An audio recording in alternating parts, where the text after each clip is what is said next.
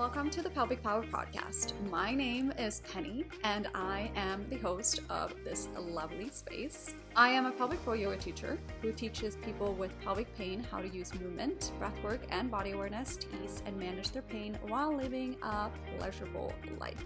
In this space, we'll be talking about all things taboo because we love it, and how to support your lovely pelvis and your lovely self on this journey that you are on. I'm very happy that you are here, and I hope that you enjoy this episode.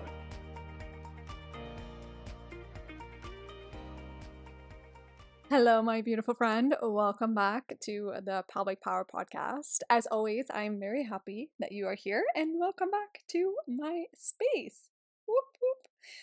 I am right now sitting here in my long skirt because I can feel that my LS was getting a little bit, what are you doing to me? So I like to pop on a long skirt so that I am comfortable and I can let my vulva breathe. So yay. How's your vulva doing today? How often does someone ask you that question? How is your vulva doing today?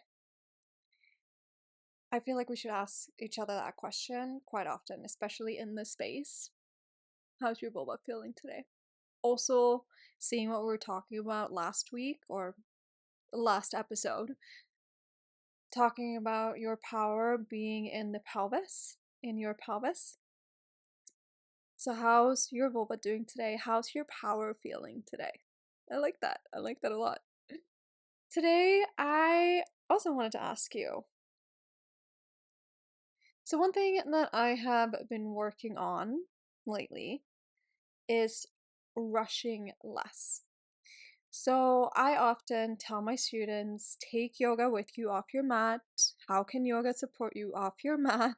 How can your practice support you throughout the rest of your day that you are on? And how do you think rushing around is impacting your pelvic pain? You stressing around every single day. Don't get me wrong, not all stress is bad stress. I'm talking about the feeling of rushing, getting to the next moment. How do you think that is impacting your pelvic pain? So this is something that I have been working on lately because I'm noticing that, for example, when I'm stressing around, when I'm rushing around, I'm trying to do as many things as possible to get to the next moment, or maybe I'm multitasking, I'm brushing my teeth at the same time I'm doing dishes or something like that. I'm noticing that specifically my LS is just like, okay, hold it. What the fuck are you doing? Can you just like take it down a notch? And I know that for many of us, stress in general, like a lot of chronic stress or stressful, long moments of stress throughout our life, that impacts our pelvic pain, that impacts whatever condition that we may have. And as I was saying, don't get me wrong, not all stress is bad stress. We need that cortisol to get up and going. We need to, move forward. But seeing that if we live with prolonged stress, we live with a lot of stress, we're stressing through our life basically, that can often result in holding on to tension in the body.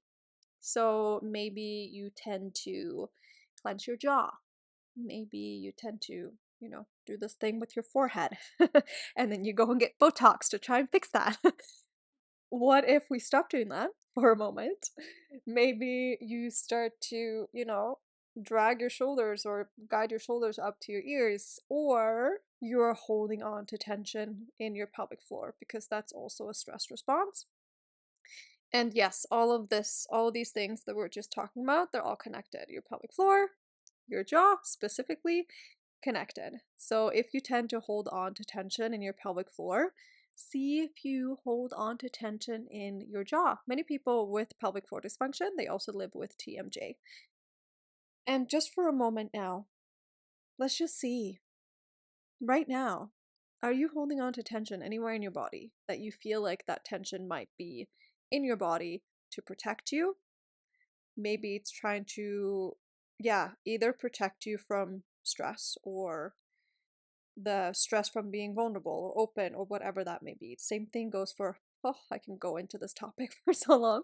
But same thing goes for if you are about to be intimate with someone and maybe you're feeling that stress, that anxious feeling in your body, and you're about to be intimate with someone.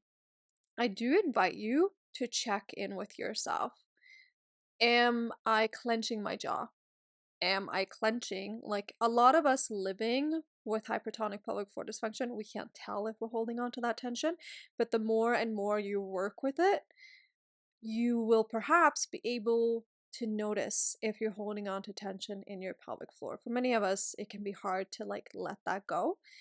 But for me specifically, I'm finding that sometimes when I'm stressed or when I'm going through an anxious situation, giving myself permission to, okay, can I drop my pelvic floor a bit? Am I actually holding on to tension in that part of my body right now?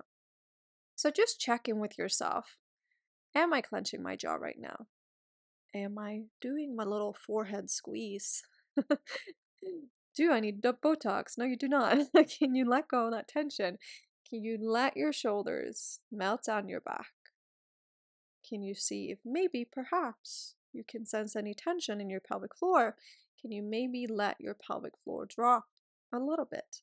Just a tad, just a little bit. And maybe just take a moment to breathe into it. If you're noticing the tension, so one thing that I often say in class, if you are noticing tension in your body and you find it hard to let go of that tension, can you breathe into that tension? So you're inviting in awareness to that part of your body using your breath. You're breathing into that tension. And same thing goes for when you're being intimate with someone or when you're going to see your gynecologist. Can I breathe into that tension? Can I breathe into my pelvic floor? And I'm trying to let go of that tension. I'm choosing to do so, and gently, maybe, perhaps, I can let go of some of that tension. But there's no judgment here. We're just checking in with the body. So there's no judgment. Never. Just checking in with the body. Maybe I can give myself permission to actually let go of some of that tension before I step into my gyno office. Or if I'm lying in the chair. I went and got a pap smear done a couple weeks ago. And like, I don't have a hard time with pap smears. Like, that's not my most uncomfortable. Like, of course, it's not comfortable. I don't go like, yay, let's go get a pap smear on. But, it might not be the most comfortable setting. But when I'm lying there, the only thing I try to focus on, this is also another thing that I say in my class. Let the only thing that is existing right now be your breath. And feel in to that breath. Can you breathe into any tension that you're holding on to in your pelvic floor? You're lying there in that chair, you're feeling those anxious feelings. Can you let your focus be on your breath? That's the only thing that is existing, because at that given moment, you're doing a pap smear. Like, it's coming for you. We know it's coming.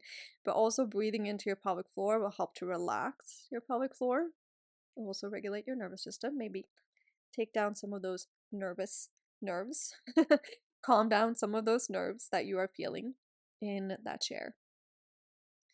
So just start to be aware if you're clenching because you're holding on because you're feeling stressed, and yeah, because you're just feeling like you're stressing to get to the next moment. I feel like there are so many topics in this episode already that I could have divided into like 57 different podcast episodes.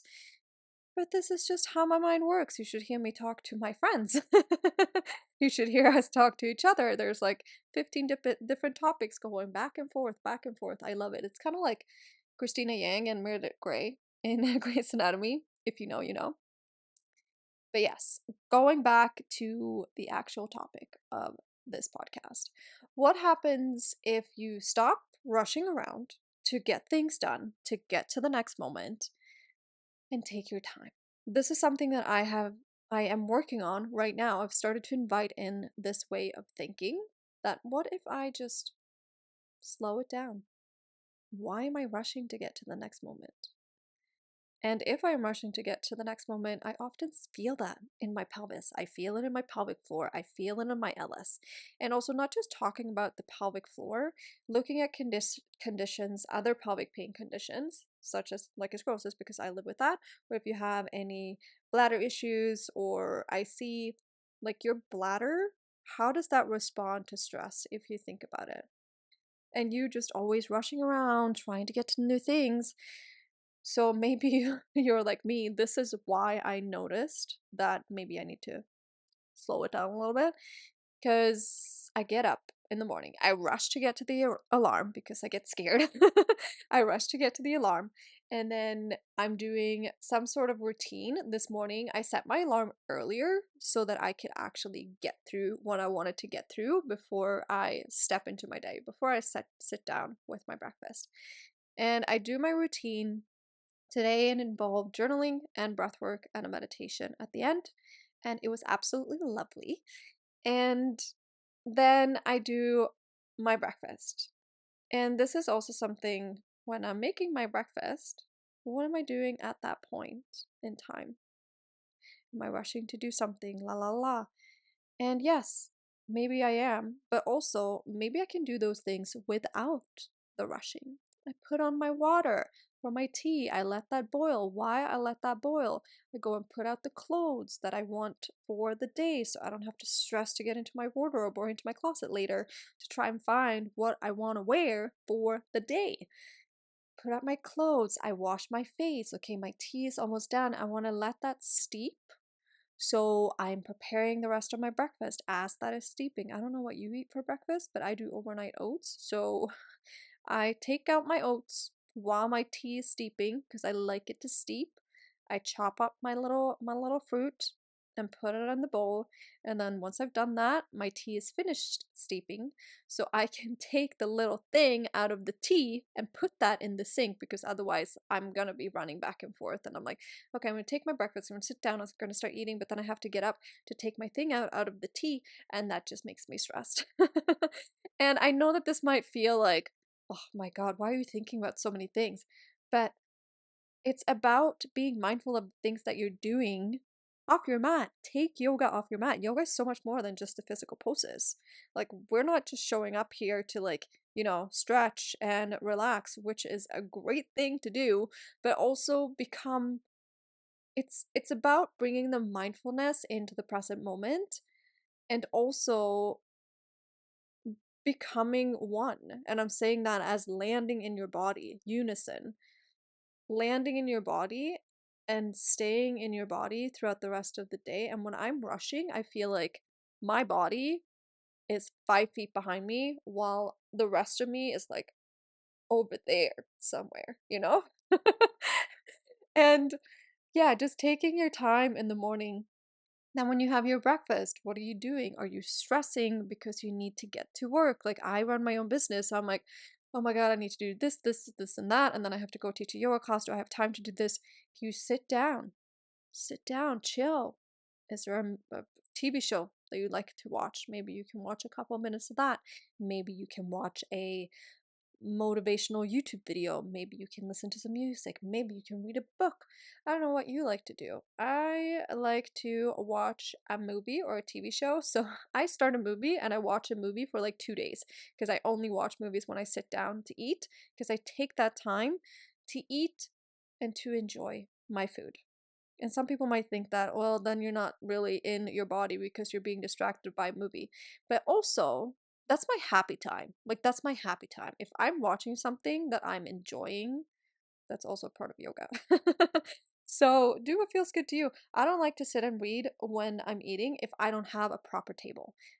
This table that I have right here, I feel like that's not a proper table for me to eat and read at. If I had bar stools, which I will get, I could be sitting over there reading my book and eating, because I want to be able to support myself in a way that feels good to me. And then as I'm sitting there, I'm eating, then when I'm going to continue the day. So this is where the rushing part you might recognize yourself in this. You're rushing to get up. You're rushing to get dressed. You're rushing to brush your teeth. You're rushing to put your shoes on. You're rushing to get to the car. Can you just slow the fuck down a little bit? That was my first fuck in this episode. I'm pretty impressed with myself because I tend to say that word a lot.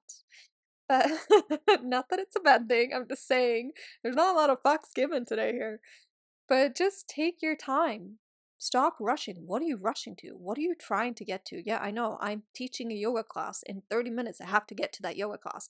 But then perhaps, maybe I should get up a little bit earlier so that I actually have time to do all the things that I want to do. And I love my mom, don't get me wrong, but she is the best at being a time optimist. Like, since I was a kid, I can remember always like, we were always like rushing, getting places. And I inherited that. And I love you, mom, but that's just the fact. And I'm trying to like break that habit of always rushing, always getting to places, and then when you're rushing, you're getting stuck in the fucking door handle, and then you get angry at your fucking sweater. We've all been there. And how is that setting yourself up for the next moment of your life when you're stepping out of your door? You're gonna go into the car. You want to feel good as you're driving. You don't want to fucking flip the bird at someone because they fucking cut you off in traffic. You're like, I'm feeling good. I'm feeling mindful. I'm feeling serene. I'm going to go teach a yoga class. I want to show up with that energy. And yes, anyone that has ever been to my yoga class, you know that this is something that I'm working on because sometimes I rock up to a class and I have 40 people waiting outside that door and I'm just lollygagging, getting my way in there. So, yeah, but I show up on that time or at that time that I'm supposed to show up. And a lot of people might think like, "Oh, why are you not here 10 minutes earlier?" I don't have to be there 10 minutes earlier. I'm just saying, I like to take my time, and that's just how I want to live my life.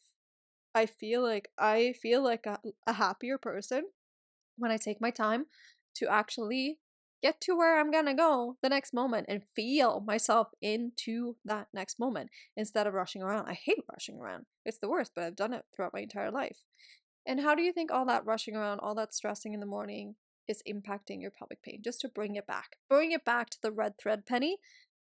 I don't know if that's possible, but we're bringing it back. How do you think that's impacting your pelvic pain? Now, when we've spoken about conditions, your pelvic floor, where you're holding on to tension, how stress is impacting your body, how stress also impacts your mind.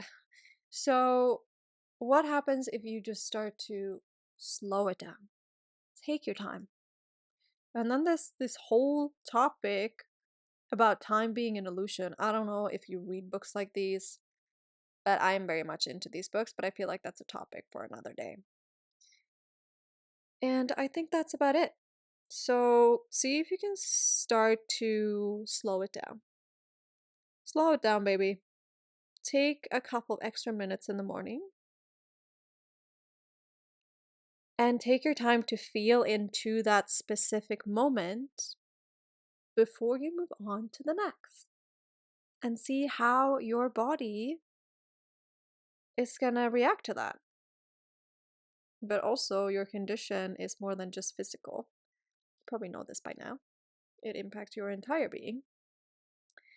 And how do you think slowing down is going to make your body, your entire self, feel a lot more at peace? And it's going to be a lot easier to tackle the next challenge that might come up. Yeah. I'm going to leave you with that piece for today. I hope that you are looking after your beautiful body. And until next time, see if you can rush around a little bit less, live a little bit more, and look after your beautiful body. Thank you for tuning in. I will see you soon.